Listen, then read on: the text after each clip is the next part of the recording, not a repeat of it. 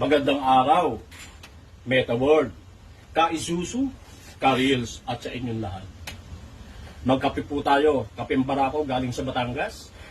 Ginagamit ko 7 buwan na yung bigay na coffee maker ng aking utol na si Axel. Kape po tayo.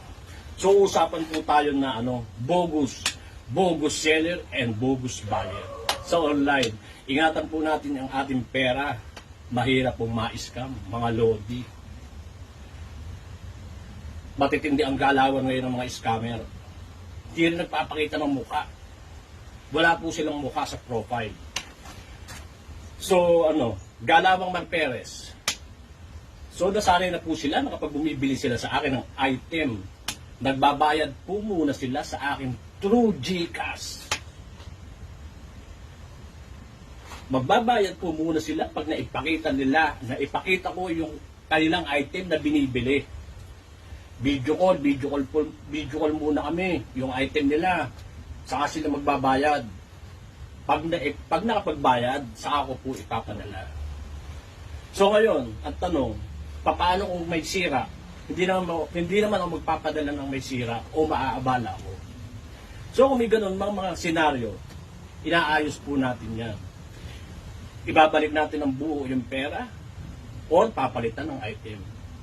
Galawang Marperez so yan, mga lodi. So kung ayaw nila sa akin, hindi ko naman po sila pinipilit. Basta isa lang po ang aking pangako. Hindi po tayo mga agrabyado. Kasi ayaw ko rin ng ako'y inaagrabyado nang wala akong kasalanan. Sigurado ho, bumabawi ako. Alam yan ang nakakakilala. Bumabawi ho ako ng pagmamahal. Kayo mga lodi, di naman po mga iba diyang mga nabibilhan nyo, mura nga. Siyempre bibili kayo, mura eh. Kaso nga lang, pagdating naman, yung iba lang ho yun. Pagdating naman, yung item naman, dispalinghado, hindi nyo mapapakinabangan. May ganon. Meron ding ibang seller na COD.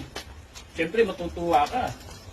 Kasi ipapadala muna nila yung kanilang item at pag na-receive na nila, sa kanila babayaran kay LBC.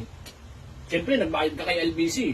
Hindi naman pabubuksan ni LBC yun kung halimbawa hindi mo pa nababayaran.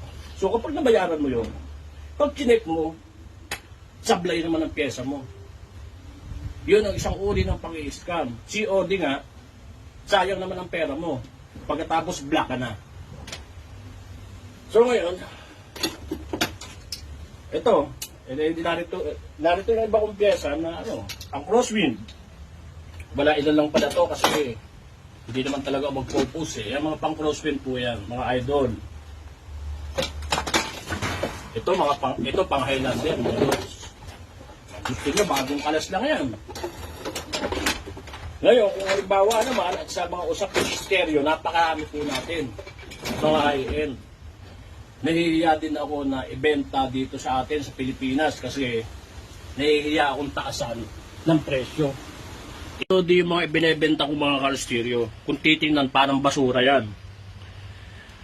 Pero sa mga nakakaintindi, mahal po yan. Yung mga ganyang mga klase ng Alpine, mga hard to find at rare. Yan, mga ganyan.